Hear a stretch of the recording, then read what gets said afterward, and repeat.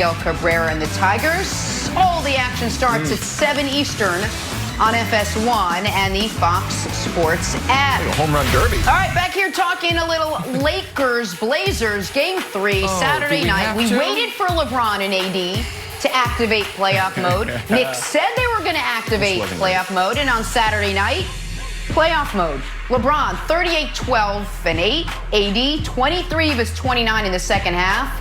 And the Lakers get the win. They take a 2-1 series lead over the Blazers. Nick, you called it. LeBron turned it on when he felt he needed to. Was that playoff mode LeBron what we saw Saturday night? Yeah, but you've seen it since game 1. And listen, folks are just never going to learn. Folks are just going to decide that this is the year. This is the year. I promise you, LeBron loses in the first round. This is the year he goes to the well, and it's not there. And they're just going to continue to look like, and I say this with no due respect, total idiots. Because every year he makes them look bad. And so here's the deal for LeBron in the postseason.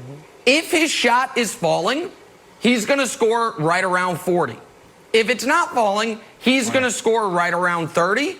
He's going to control every aspect of the game, and he's going to play lockdown defense. That's what the Lakers are going to get over the next, they probably got about 20 games, 21 games left in their season, 14 wins left in their season, and that's what it is. And for all the folks who are like, listen, he needs to be in game 1. He needed to attack more. He needed to take the control. You think Danny Green, who finally went 2 of 4 from 3, KCP, who's actually made some shots, games 2 and 3, you think they're happy LeBron continued to show faith in him? You think Anthony Davis, who was miserable in game 1, is happy that in game 2 LeBron said, AD, you got to take us home, buddy? I'm just curious, like, do folks maybe think possibly LeBron has thought about this and knows more about what approach his team needs than they do?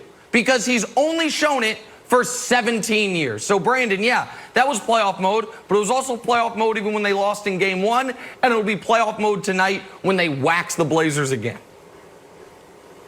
Yeah, I mean, Jenna, I don't think this is playoff mode. I think this is blood in the water mode. There's a few players that take advantage of weakness, right? Think about this. There's a couple guys, when they see you tired, when they see you sucking for air, when they see your hands on your hips and on your knees, bending over, they get fueled by that. There's 2 opponents right now in sports. There's the guys that you're playing against, and then there's COVID-19. And I really believe LeBron James was fueled by this and said, this may be the easiest path to the championship that I've ever had. And he's had some tough ones because he saw guys relaxing, going on vacation, not in the gym, overweight, opting out. And LeBron said, this is my moment. I truly believe that LeBron James is one of the smartest players. He's tactical, he's very strategic, and we're seeing him play into that again. You know, Brandon, I agree with you that there's 2 opponents that there's people playing against, and the Blazers have 2 opponents too. One is people in the purple and gold, and the other guys are in gray and black. If we can throw up a little graphic, Nick, I'd like this is a graphic. This is a graphic that needs no. I did introduce it. It needs no context. Nick, just go ahead, take a look at this. I know you're a big analytics guy. Just take a look at it. What do you think? What are your thoughts on this, Nick? You know what it looks like?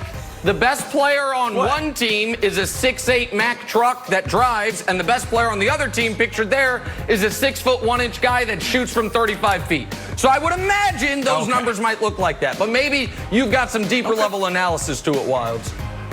Well, no, I'm just saying. They're odd numbers. So if anybody wants to dig into it, you can jump on Twitter and look at how historically odd that is. But here's what I know. Can I guarantee a Blazers victory tonight? No. But there's one thing I can guarantee. Terry Stotts complained about the refereeing without getting fined.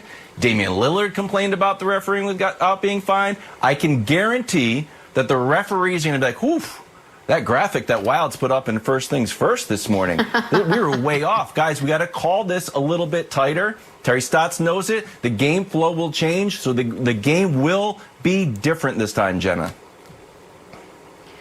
not so different that you're willing to turn around and actually make a prediction. Nick, you're blowing that off, right? That means nothing to you.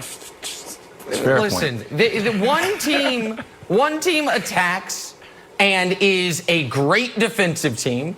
The other team shoots a ton of threes and is a miserable defensive team. The Blazers can't defend without fouling. Like, I don't even believe, and I hate to say this about my partner, Kevin Wildes, I don't even believe he believes that this is a refereeing issue. This is a who's better issue. And it's always been a who's better issue. And by the way, Brandon, you were talking about the ease of the path. I disagree with you in this regard. I think that having a rested and healthy Houston Rockets team in round 2 is a very difficult opponent and stylistically presents some problems for the Lakers, which is why, Brandon, it's all the more important that when that series starts, LeBron is playing great, AD's in rhythm, they're actually hitting some shots. This whole Blazers series, in my opinion, Brandon, has been the preliminary rounds. A nice warm-up to get a sweat going before the playoffs really begin for the Lakers next round, Brandon.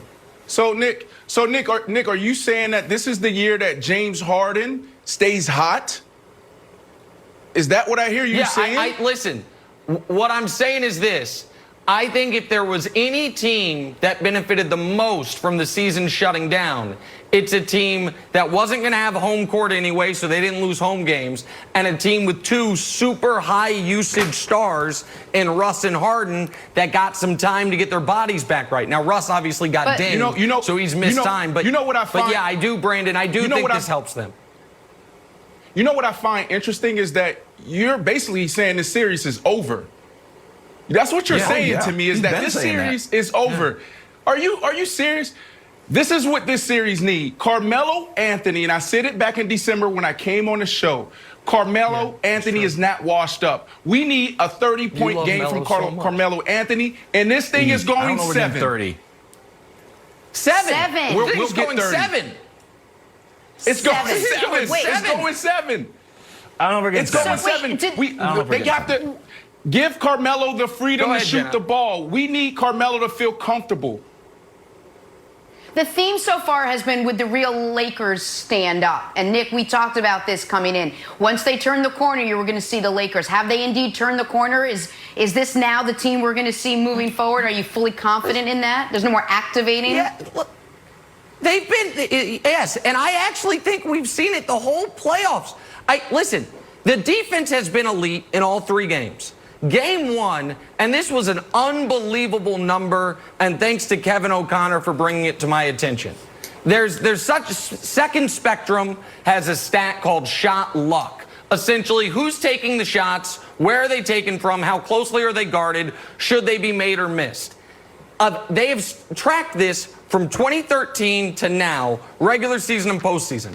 Every single basketball game played, regular season or postseason, the single worst shot luck recorded was the Lakers in Game 1. And they still had a 6-point lead with 5 minutes left. Folks are like, oh, I don't know, man. Dame time. Feels like Barkley's calling for a sweep. Wildes is writing down predictions he's afraid to unveil. We still got Brandon saying Blazers are going to take them 7. This thing was always 5. It was always a gentleman's sweep. It always will be a gentleman's sweep. And Brandon, you were so on fire with the Luka take, and then LeBron's going to get his 4th title, and then you come out with Blazers taking it 7. I'm just so taken aback. This is what you want to see. I feel wounded. Come on, this is what we want to see. We don't want to see a games go to 5. We want to go to 7. Well, yeah, it'd be good well, theater. The Blazers, and I'd love to see Melo get 30. Come on. Are going to try to even up this series in Game 4 tonight.